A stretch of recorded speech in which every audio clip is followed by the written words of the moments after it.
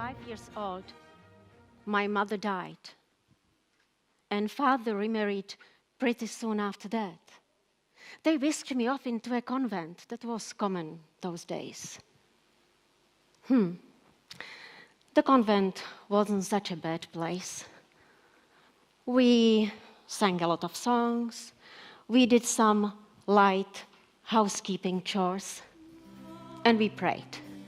We prayed and we prayed and we prayed every 3 hours around the clock. When I was very little, I was allowed to sleep between midnight and 6 in the morning. But it wasn't very long before I was on my hands and knees with everybody else. It wasn't a bad place to grow up in. At least it was a convent for ladies of noble birth. I was nurtured and educated. I learned 2 skills that really changed my life: writing and reading. All the other girls were married very soon, very early in life, and they took care of their families, so they didn't need those skills. When I was 9, I remember that it suddenly dawned on me that I don't really have any other option but to become a nun, since there was no dowry for me. So I was transferred to another convent, where I had actually 2 aunties. One was the abbess, very stern lady. The other was my beloved Auntie Lina. She was a hospital nurse. For the first time in my life, I had real family around me. I continued to master reading and writing, and I also learned Latin. I loved theology. I had a brush with philosophy. I read a lot of books. My world expanded. In the convent, we had a grist mill, a blacksmithery, a slaughterhouse. We had gardens, orchards, fish ponds, cattle, horses, swine, and sheep. And I learned to take care of and manage every one of these skills. At that time, I didn't have any idea how useful all these things would be for the rest of my life. I simply enjoyed them all. It was nice balance between work and study. I loved watching the baby animals and how the mothers were ever so gently and wisely taking care of them. Life was predictable, controlled, and enjoyable. Until one day, Dr. Luther's teaching started to infiltrate into our convent. 12 of us were already actually secretly studying the Bible. And we found out that there was absolutely nothing there about having to live in a convent. So we wrote to our parents to take us back. But most parents were frightened. Now there were 2 people that we thought of. Councilman of nearby city of Torgau, Leonard Koppe, and his friend, who regularly delivered fish to our convent. Leonard Koppe had his own daughter among us, so we thought perhaps they could help us escape. And they agreed. It was obviously a very risky plan. If caught, punishable by death. Can you imagine 12 young, excited nuns coming into the wagon and going in or around the smelly fish barrels? And we couldn't even giggle or laugh or talk during this long and dangerous journey. But on Easter Tuesday, 1523, we arrived in Wittenberg at the Black Monastery where Dr. Luther lived. I know, people suspect him that he helped us escape. But he had nothing to do with it.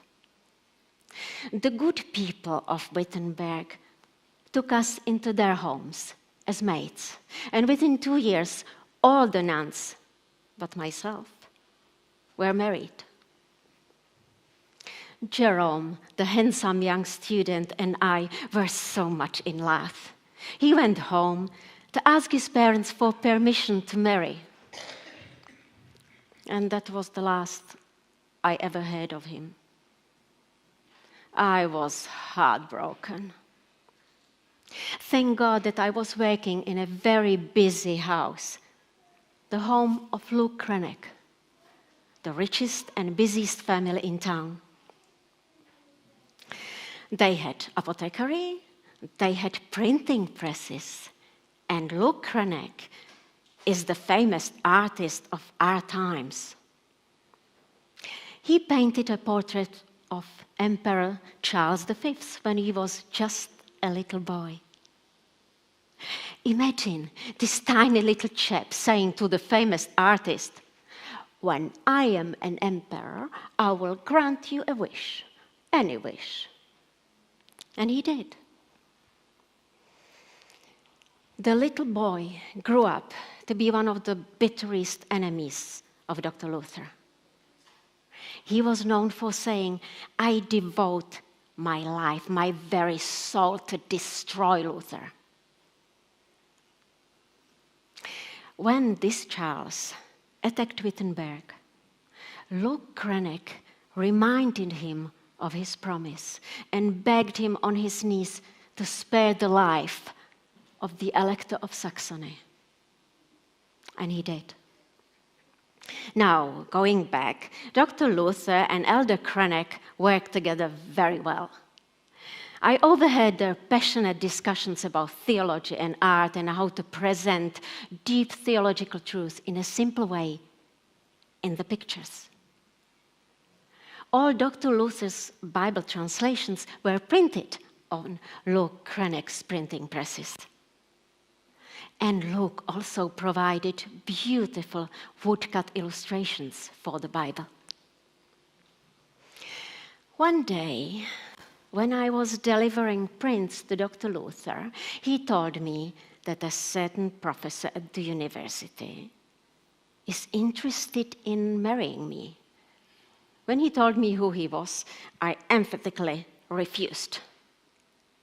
When Martin tried to push me and convince me, I said, no. I just blurted out, I would ever consider marrying either Dr. Armstrong or you. Martin was surprised, to say the least. But it didn't take long until he came with a proposal. And we got married the very next day. He thought I shouldn't waste any time in my ripe age of 26, while he was only 42. When people found out, all the gates of hell opened. First, his friends became very indignant that they were kept in the dark about Martin's plans. Philip Melanchthon, Martin's best friend, the youngest professor at the university, ran into him, and when he saw him, he said, "Martin, tell me that it's just gossip, that it's not true." "What? About the marriage?" I myself can hardly believe it, but there were too many witnesses to deny it. Dr. Luther, it is no laughing matter. Don't you understand that this can bring down the whole Reformation? And we didn't even know anything about it. That's where it hurts. But it wasn't a sudden decision. God has been working on me for a very long time. I was just very resistant. Okay. But what about the bride? For heaven's sake, not that one. That's quite simple. I felt sorry for Katarina. And I also knew that God wanted me to marry her. She would never be my first choice because she is so stubborn. Now I am writing official invitations for our wedding celebrations. My elderly parents are coming over to Wittenberg. Will you come, Philip? And then all the scornful letters came in, pouring in and in, including from the King Henry VIII. Things like that it is a crime, an incest even, and that Martin pushed all his fellow brothers, poor brothers, to have the whole monastery for himself and his family. Martin just laughed. And in his usual joking manner, he said, I remember distinctly using those letters as toilet paper. The black monastery where Martin lived was given to us as a wedding present. It was gravely neglected. Martin's study was in the darkest part of the monastery. I tried to convince him to move to a better place. But he was used to it. 6 months later, I found him on the floor of his study. Martin, Martin, Martin, please start breathing. Oh God, please don't take him away from me, from us. Oh, he's saying something. Into your hands I commit my spirit. Oh, doctor, you are his physician. Please tell me that he will live, that he will recover. What do you think? We just have to wait and pray. I know. But what about his saying, into your hands I commit my spirit? Oh, don't worry about that. Dr. Luther always teaches us that it doesn't apply just to death, but to health and happiness. Simply, all things are in God's hands. Oh, thank you, doctor. That's such good news. It's so reassuring. And recover he did. He always taught others to sleep enough, to eat well and regularly, not to work too hard. And what do you know? He did none of this himself. I planted more herbs in our gardens for medicinal purposes. What helped him most, perhaps, was the good news I had for him. We were expecting our first child. Martin called him Hans, after his father, whom he admired greatly. I have to admit that the first years of our marriage were not easy. We both have very strong personalities. I wanted to renovate the monastery. Michael thought it's too much money and too much work. I told him, dear doctor, you just continue doing what you do so well, teaching, preaching, and publishing, and I will take care of the rest. He slowly learned to trust me with our finances. As a university professor, obviously he was expected to accommodate the students. But Martin did it for almost nothing, for students even from rich families. And we had to feed them too. We always had many poor folks from the little town of Wittenberg around us, our dinner tables, apart from colleagues and visitors. There were often 30 people for dinner, sometimes up to 100. And Martin never expected any reward, except from God. I didn't know what to do with it, because I still had to feed those people, yeah? One day, a student rushed in, calling, "Doctor, doctor, I need to go home, and I don't have any money." Martin was just drinking from our silver cup, which was obviously a present. We couldn't afford it on professor's salary. Finished drinking, and simply handed the cup over to the student, to the total disbelief of everybody around the table, and vigorous protestation from me. No, no, no. It was too late. The student couldn't believe his luck and quickly ran away. Martin looked at us in surprise and said, "What? We don't need to drink from silver, do we?" I admired his generosity, but I did not see it sustainable. He, on the other hand, thought that I didn't have enough faith. Finally, I told him, "Good doctor, leave the administration to me. We can start charging a small fee and invest it in, let's say, farming and cattle breeding, which will again bring some money." I saw a change in him when I overheard his discussion with Philip one day. I came to the conclusion that there are 3 conversions. One of the mind, when we understand the truth. One of the heart, when we accept the truth. And the third, asked Philip, surprised, of the wallet. Then he continued, "Marriage is a better school for character than any convent, for it is here where our corners are rubbed off." Then the Black Plague struck. So many people died. Some villages were totally wiped out.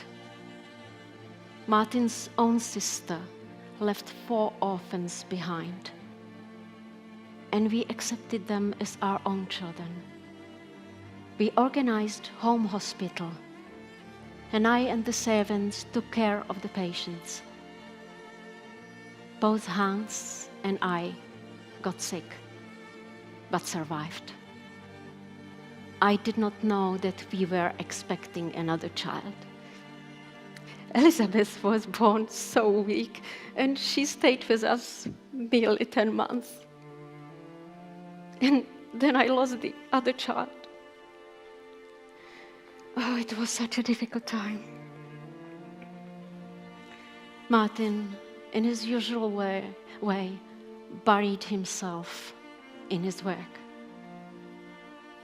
That year alone, he published an article every other day, 180 articles in that one year, not mentioning preaching 3 times a week and creating structure for the church, including a detailed plan of how to teach children of different ages.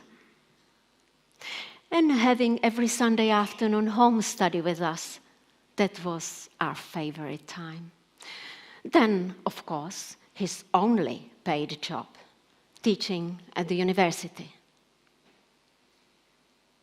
But I was lonely and scared. I asked Martin if we could get some help, and he agreed. We invited my beloved Auntie Lina. She knew how to lift my spirit. Sometime later, I had a dream. I saw men lying in wait to kill Martin on his way to Spalatin's wedding. I woke up so frightened, and in the morning I tried to convince Martin not to go. It was a very difficult decision for him. Spalatin was his only friend from law studies, and he was just a dream. But even to my surprise, he decided to stay. About a month later, we received a letter from Spalatin, confirming that 4 young noblemen were waiting to kill him on the way to that wedding. They were very angry with Martin because, under his influence, their sisters escaped the convent, and now the young man had to take care of them or give them dowry. Martin was very happy that God protected him through that dream. After that, we had about 8 years of considerable peace and happiness. We had another 4 healthy children. The students were often surprised how much Martin actually helped with the children at home. Did you hear Dr. Luther wash his diapers at home? Oh, let the neighbors laugh at such an unmanly work. God and angels are smiling in heaven. Our neighbors are often surprised that I rock the cradle with one hand and have a book in the other. I just call it efficiently using time. Martin allowed me to buy more properties. I loved it. It was my passion. And even Dr. Luther himself liked gardening. He called it his favorite relaxation. We had a bowling alley built to the surprise of Martin's colleagues. Martin admitted that as a young man, he avoided all happiness, but now he seeks it everywhere he can find it.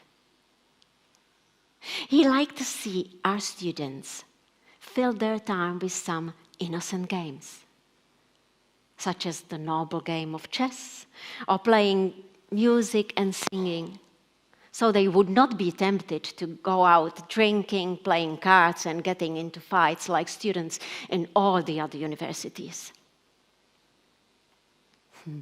Martin had a favorite book in the New Testament, the letter to Galatians. He called it his Katrina von Bora book, since it's so feisty. He sometimes called me Dr. Lutheran, since I had the courage and knowledge enough to stand up to all those men, including Dr. Luther himself, when they debated deep theological issues, often in Latin. Once he invited me to accompany them to another city, to an important dispute. They had to stay longer, and I came back and gave description of all the discussions to the other preachers. Martin's favorite saying at that time was, "There is truly no more lovely, friendly, and charming relationship, communion, or company than a good marriage." We loved all our children, and Magdalena was our little angel, always sweet, kind, helpful, wise beyond her years. And then within a week she was gone. I couldn't believe it. I couldn't even see her dying. She died in Martin's arms.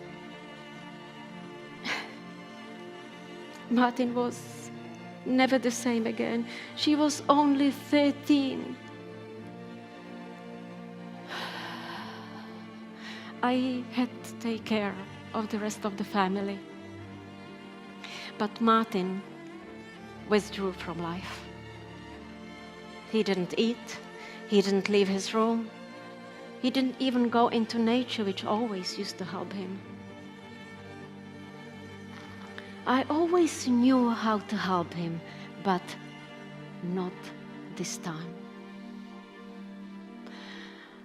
It was some time, and I thought, I have to do something.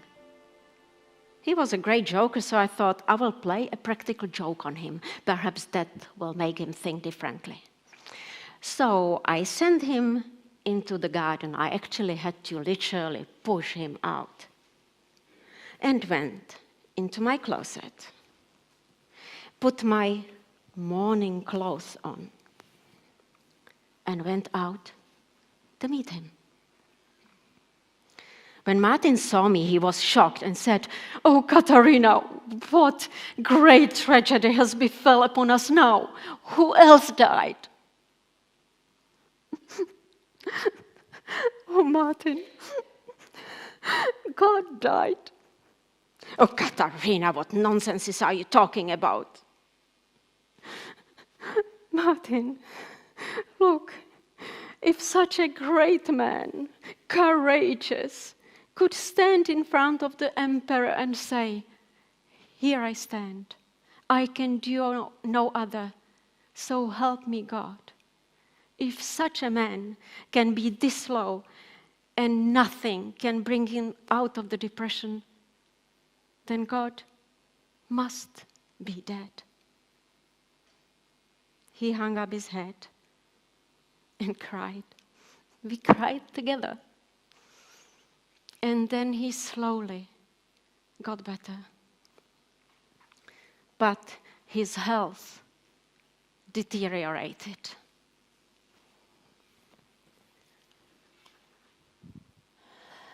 I invited him back to our church to preach again. He hasn't done that for months. Martin protested. "I cannot watch their indifference, their willful ignorance, not paying attention when I read the scriptures. For me, Bible is alive. It talks to me. It has feet. It runs after me. It has hands. It lays hold of me." "Oh, Martin, that's so beautiful.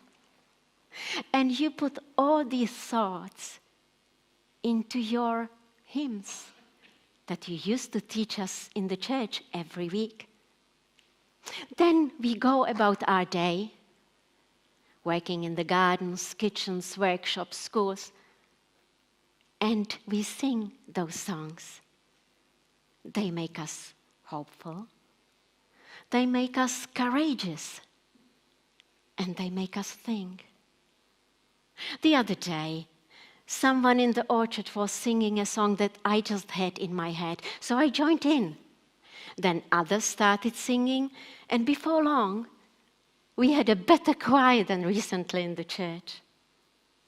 "Doctor, people really love your songs. Will you gather them into a songbook?" I already have. And I call it the Smart Songbook. Then one day he called me into his office and said, "You, Katarina von Bora, are the sole heir of all our possessions. I want you to be secure and independent. The children will inherit my books so they can read them and know that their father was not stupid." Funny, yes, but I didn't want to hear anything about him leaving this earth. So I didn't look at the document and did not notice that it was never signed by a lawyer. During winter that year, Martin needed to go to Eisleben to take care of his father's copper mine. I didn't want him to go due to his poor health. So he took our sons and went anyway. At least, after a long dispute, he was able to reach an agreement with the lords and secure the mine. I received a beautiful letter from him. After all, I always got beautiful letters from him all throughout the 20 years of marriage so far. He says, "Dear Lady Kate, well-educated, holy, and conscientious lady." I like that. Then he talks about his business and he finishes. I only request one thing from you. Do not worry about me. Just pray, storm the heavens for me, and let God do the worrying. My Lord, Kate, we hope to return home this week, God willing. Your old lover, Martin. Can't wait to see him. But the boys came back home alone. He did not return with them. All I have now are his letters. But I am not the only one who is grieving. The whole world is grieving with me. This excellent man who changed our world. What we have left, though, are his hymns, his songs, and the rose will always remind us of him. Each petal, one sola. It is through grace alone that we are saved, sola gratia, which we accept on account of Jesus alone. Solus Christus, which we accept by faith alone. Sola fide. And we understand that by scripture alone, without any church teachings or traditions. Sola scriptura. And finally, it's all for the glory of God alone. Soli Deo Gloria. If we understand and truly accept these truths, all will be well.